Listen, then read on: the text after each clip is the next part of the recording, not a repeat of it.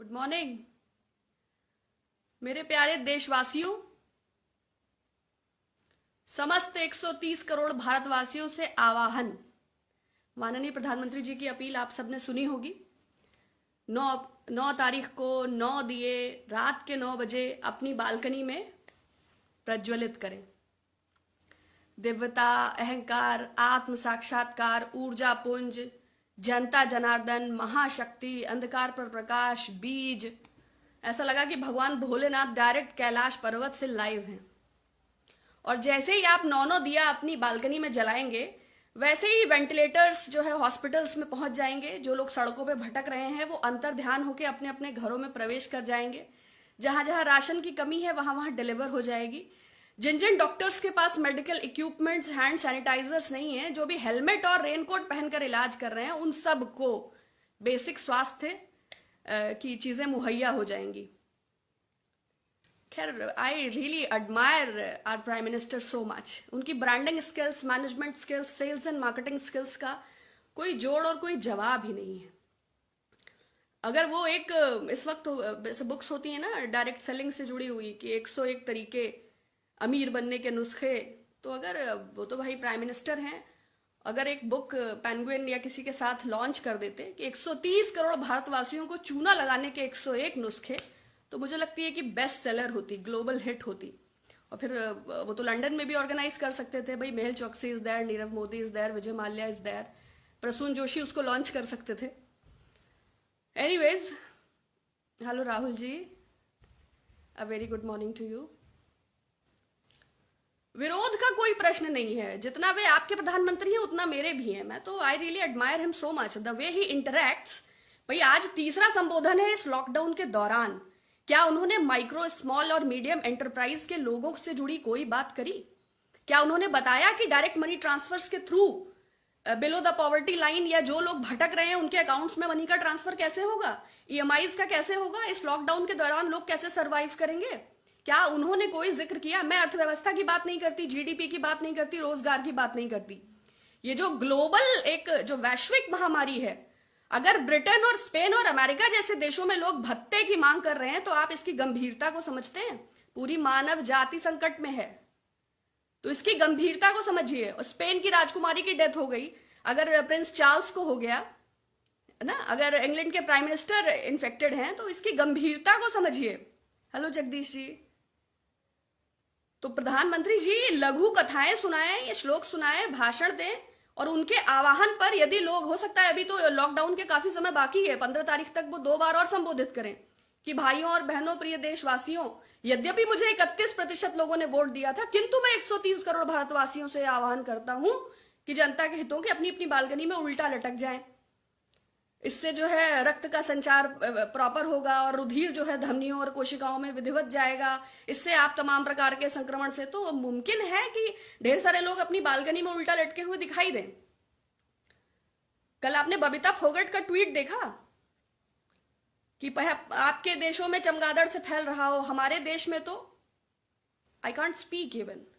वो एक international player हैं, वो कंट्री को रिप्रेजेंट करती हैं, वो कितने लोगों के लिए प्रेरणा स्रोत हैं, और अपनी official blue tick verified time line पर एक स्पेसिफिक कम्युनिटी को टारगेट करते हुए उनका ट्वीट क्या संदेश देता है।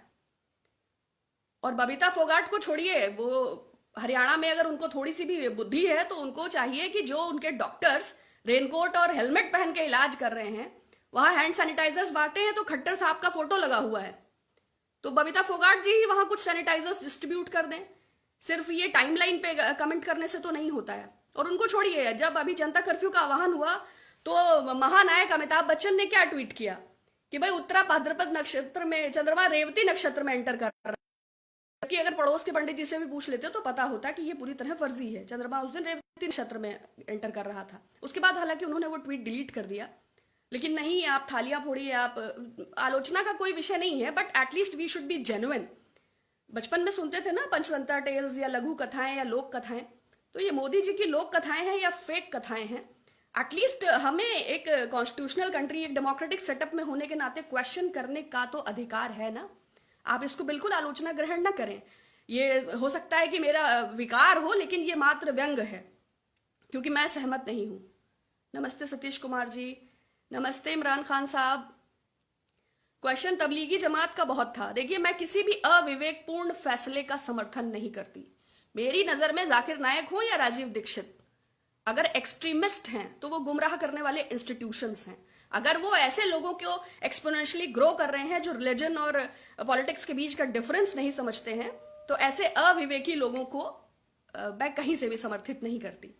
पूरा सहयोग करना चाहिए, शासन का, प्रशासन का, स्वास्थ्य कर्मियों का पूरा सहयोग। हेलो हनी सोलंकी जी, हेलो हारून उमर साहब, हेलो मोहम्मद शोहेब। मुझे लगा था प्रधानमंत्री जी माफी मांगेंगे कि जो उनके चलते अव्यवस्था और अराजकता उत्पन्न हुई। कल शाम को उन्होंने संबोधित किया, वीडियो कॉन्फ्रेंसेस के थ्रू चीफ मिनिस्टर से बात किया, तो क्यों नहीं जनता कर्फ्यू के आह्वान के पहले उन्होंने मुख्यमंत्रियों से इस बात को साझा किया? क्यों उन्होंने ऐसे लॉकडाउन का आह्वान कर दिया जो बगैर मुख्यमंत्रियों से कोई विचार विमर्श किए लागू किया गया? कोई दिल्ली में फंसा है, कोई NH-24 पे फंसा है, कोई राजस्थान का है, कोई तेलंगाना का है, कोई तमिलनाडु का है। 29 लोगों की मौत इस अराजक परिस्थिति और अव्यवस्था के चलते हुई, उसकी जिम्मेदारी कौन लेगा? अपने इस लाइव रिकॉर्डिंग भाषण में प्रधानमंत्री जी को 29 लोगों के लिए खेद तो व्यक्त करना चाहिए था। अगर आप अविवेकी और अदूरदर्शी फैसले लेते हैं तो उन 130 करोड़ भारतवासियों का भविष्य जो संकट में पड़ता है, जो 38 करोड़ मजदूर सड़कों पर है, जो राशन पानी का अभाव है। एक और सरकार कह रही है कि आप 5 किलो राशन, 1 किलो चावल, तेल, और दूसरा कोटेदारों का स्पष्ट कहना है कि जहां से हम राशन उठा रहे हैं वहां हमें पैसा देना पड़ रहा है, तो हमको लोगों से पैसा चाहिए। जो अंत्योदय कार्ड वाले हैं उनको राशन मिल पा रहा है, उसके अलावा लोगों से इसकी मांग की जा रही है। क्या इस कठिन समय में ये उचित है? आप अगर इसको देख सकते हैं तो आप समझिए, अभी भी लोग भटक रहे हैं क्वारंटाइन पीरियड में। अभी भी हजारों लोगों, करीब 30,000 लोगों को 500 बसों के माध्यम से विस्थापित किया। अहमदाबाद की अपनी कहानी है, उत्तराखंड की अपनी कहानी है। इस अराजकता, इस अव्यवस्था का किसको डिसीजन जाता है? किसका अदूरदर्शी फैसला है? भाई, प्राइम मिनिस्टर हो या प्रेसिडेंट हो, हम एक सेटअप में है ना। राज्यसभा है, लोकसभा है, बहुत बड़ी मशीनरी है, डीएम है, एसडीएम है, आईपीएस है। Why? What is the reason behind? For a common discussion. अगर आप सबको इग्नोर करके चलेंगे तो what? Hello Ram Gopal ji, hello Ratnakar Uma Shankar ji, hello Jitendra Verma ji. तो सरकार इन द सेंस आप समझ रहे हैं, लॉकडाउन का जो ये फैसला 4 घंटे के अल्टीमेटम पे लागू किया गया, ज्यादातर मजदूरों का, सैकड़ों वीडियोस हैं, ये कहना है कि व्हाट्सएप के थ्रू उन्हें खबर हुई कि 3 महीने का लॉकडाउन है। किसी का हिसाब ठेकेदार ने किया, किसी को फैक्ट्री से उल्टे थोड़ा बहुत पैसा मिला, लोग अपने घरों की ओर भाग चले। इसके बाद सुप्रीम कोर्ट में जो दो याचिकाएं दाखिल हुई, उसमें इस बात का जिक्र हुआ कि ये जो फेक न्यूज फैली, अभी जो ये फेक न्यूज फैली, इसका भारत सरकार का सॉलिसिटर जनरल इसकी बारे में बोला उन्होंने कि इस फेक न्यूज के चलते लोगों में अफरा तफरी हो गई और वो अपने अपने गांव की ओर दौड़ पड़े और सोशल डिस्टेंसिंग जो है वो एक फ्लॉप हो गया। वो जो उसका मेन जो रूट कॉज था, वो पर्पस उसका डिफीट हो गया।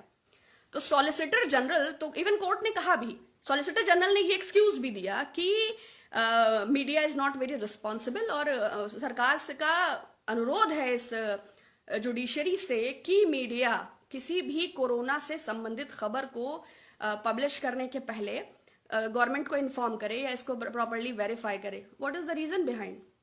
ताकि सरकार की नाकामियां और सरकार की कारगुजारियां लोगों के सामने ना आने पाए। अभी फेक न्यूज के चलते, अगर इस व्हाट्सएप यूनिवर्सिटी में जो ये न्यूज खबर चली, क्या हम और आप सब नहीं जानते हैं कि 2014 के बाद सबसे ज्यादा फेक न्यूज की जो वेबसाइट्स हैं, जो पोर्टल्स हैं, कौन सा ऐसा ऑर्गेनाइजेशन है जिसके पास ट्रोलिंग का सबसे बड़ा संसाधन है? कौन सी वो वेबसाइट है और वो किस फासिस्ट विचारधारा को प्रोक्योर करती हैं? क्या आपको नहीं पता है? तो कोर्ट ने उसमें संज्ञान में लेके कार्यवाही क्यों नहीं किया? द वायर पे तो किया, द वायर पे किया। पहले भी जय शाह ने 100 करोड़ का डिफेमेशन द वायर पे किया था, अभी फिर किया। तो सुदर्शन न्यूज पे क्यों नहीं किया? वो तो काल्पनिक कथाएं दिखाते हैं। तमाम चैनल हैं जो बगदादी से, गद्दाफी से आगे बढ़ते ही नहीं है। और मैं तो कहूंगी कि एएनआई को क्यों नहीं रिपोर्ट किया? तो जो आपको लेके चले, जो आपकी फर्जी खबरों का लगातार प्रसारण करे, वो सारा जायज है, वो सारा वैलिड है। भाई गवर्नमेंट को आइडेंटिफाई करना चाहिए कि जिस फेक न्यूज के चलते, जिस व्हाट्सएप यूनिवर्सिटी, कहां से वो सोर्स हुई, कैसे वो पब्लिश हुई, कैसे इतना नहीं, बट उस पर कोई बात नहीं करना है। और गवर्नमेंट के पास पूरे अधिकार हैं। आईपीसी की धारा 188 के तहत, जो ये नेशनल डिजास्टर अधिनियम 2005, इसके तहत उसके ऊपर उसके पास पूरे अधिकार हैं कि वो इस अराजकता के लिए जिम्मेवार उस व्हाट्सएप को सोर्स आउट करके उस पर कार्यवाही करने का पूरा अधिकार है। लेकिन अब क्या पता वो किसकी मशीनरी है, कहां से निकल रहा है। तो बबीता फोगट का ट्वीट हो या अमिताभ बच्चन साहब का ट्वीट हो, सबको ताली बजाना है, सबको थाली बजाना है। कोई फिल्म से जुड़ी हस्तियां हैं, कोई, लेकिन मानवीयता का ध्यान रखें। हेलो सफत जी, हेलो विजय गुप्ता जी, हेलो अजय जी, हेलो खुर्शीद अहमद जी। अभी भी जो चीजें चल रही हैं, मैं आप सबको भी अनुरोध करूंगी अपने आसपास क्वारंटाइन का विधिवत फॉलो करें, लॉकडाउन का विधिवत फॉलो करें, सोशल डिस्टेंसिंग का पूरा ध्यान रखें, हैंड्स को सैनिटाइज करें, बार बार हाथ और चेहरे पर, नोज पर अपने हाथों को ना लगाएं। कहीं भी जहां कम्युनिटी है, जहां लोगों का जमावड़ा है, उससे पूरी दूरी बनाए रखें। और 21 दिन के लॉकडाउन के बाद भी आप अपना ध्यान, हेलो शालिनी जी, फेक न्यूज पर क्यों नहीं एक्शन हुआ? यू नो वेरी वेल, ये मशीनरी किसका एकाधिकार है, किसकी मशीनरी है? ये फेक न्यूज का जनरेशन कहां से है? आरएसएस की विचारधारा को मैं अभी कुछ नहीं कहूंगी, क्योंकि बहुत तमाम संघ विचारकों से मेरी डिबेट्स में मुलाकात होती थी, तो वो बताते हैं कि संघ एक साहित्यिक, सामाजिक और सांस्कृतिक संगठन है। संघ ने कभी राजनीति नहीं की, वो वॉलंटियर है। अब ये बात विरोधाभासी है कि संघ ने कभी राजनीति नहीं की, लेकिन देश के सर्वोच्च प्रमुख पदों पर, वो चाहे प्रधानमंत्री हो, चाहे वो राष्ट्रपति हो, चाहे वो उपराष्ट्रपति हो, चाहे वो तमाम सारे मुख्यमंत्री हो, संघ की विचारधारा के लोग ही हैं। हाँ, हेलो, नमस्कार Narendra ji, hello Zeeshan ji, hello Utkarsh ji, hello Khalid साहब। UP government to implement and stabilize solutions regarding ongoing crisis, kindly talk about the creating pressure. देखिए, रामलला को स्थापित करने के लिए से संबंधित लॉकडाउन पीरियड के दौरान जो योगी जी ने खुद, आचार संहिता था तब भी वो हनुमान लला के दर्शन करके उन्होंने, तो नियमों को फॉलो करना और नियमों को तोड़ना, उत्तर प्रदेश ये वही है जहां अपने मुकदमे खुद माफ किए जाते हैं। ये वही उत्तर प्रदेश है जहां मुन्ना बजरंगी और सुनील राठी का गैंगवार हुआ था। लेकिन ये वक्त नहीं है। दुनिया के हालात को देखते हुए मैंने कहा ना, अगर ऐसे विकसित देश भत्ते की मांग कर रहे हैं, अमेरिका में बेरोजगारी 2 गुना हो गई है, और हमारे देश का रोजगार तो आपको पता ही है। यद्यपि कोरोना है, मगर आप भूल नहीं सकते ना शिक्षा मित्रों को, ना निदेशकों को, ना बीएड धारकों को, ना टीईटी भर्ती को आप भूल नहीं सकते ना आशा बहुओं को, ना रसोइयों को आप भूल नहीं सकते ना, जो स्वास्थ्य कर्मियों की भर्ती हो, जो तमाम इधर पर्चे आउट हुए। तो व्यवस्था वही है। Hello Pinku ji, hello Amit Bhardwaj ji, hello Sunil ji. Fake news are spread by भक्त्स and BJP IT cell and who will take action, it's understood. देखिए, भक्ति करनी है, कोई बुराई नहीं है, ईश्वर की करिए जो परम सत्ता है, जो सर्वशक्तिमान है।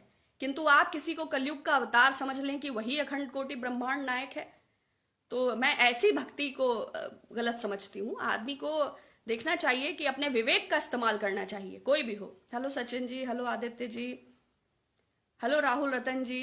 हम डेली जो है ईश्वर के सम्मुख दीप प्रज्वलित करते हैं। किसी व्यक्ति विशेष को मैं अपने जीवन में इतनी महत्ता नहीं देती कि जो उसके बिना विवेक के मैं कोई फैसला करूं। हेलो यश शर्मा जी, मैंने कहा ना, मैं प्रतिदिन ईश्वर के सम्मुख दीप जलाती हूँ, प्रातःकाल में भी और गोधूली की बेला में भी, और मेरा सारा समर्पण ईश्वर के प्रति है। किसी व्यक्ति को मैं ईश्वर की संज्ञा दूं और उसे इतना महान बता दूं कि मैं खुद के विवेक पर मुझे संशय उत्पन्न हो, तो ऐसी उसका मैं पालन नहीं करती। Thank you Rahul ji, thank you so much. Hello Waris ji, दीप जलाने से क्या होगा? मैंने अभी बताया ना, वेंटिलेटर पहुंच जाएंगे, सैनिटाइजर्स मिल जाएंगे। जो 5 किलो के आटे के पैकेट हैं जिसमें नरेंद्र मोदी जी का फोटो है, उसमें आटा स्वतः 15 किलो हो जाएगा। जितने माइक्रो स्केल मीडियम एंटरप्राइजेस हैं, उन सबका जो तलवार लटकी है वो सही हो जाएगी, सबकी ईएमआई पे हो जाएगी, सबके रेंट्स माफ हो जाएंगे, जीडीपी बूस्ट कर जाएगी। Hello Humayun ji, hello Jitendra ji, thank you so much. आप सबका बहुत शुक्रिया। आप सबकी वेल बीइंग की मैं कामना करती हूँ। Stay happy, stay healthy, stay blessed, stay protective. अपना अपना ख्याल रखिए, विवेक का इस्तेमाल कीजिए, और जल्द हम सब इस आपदा से मुक्त हों, ऐसी मेरी ईश्वर से प्रार्थना है। Keep watching. Thank you.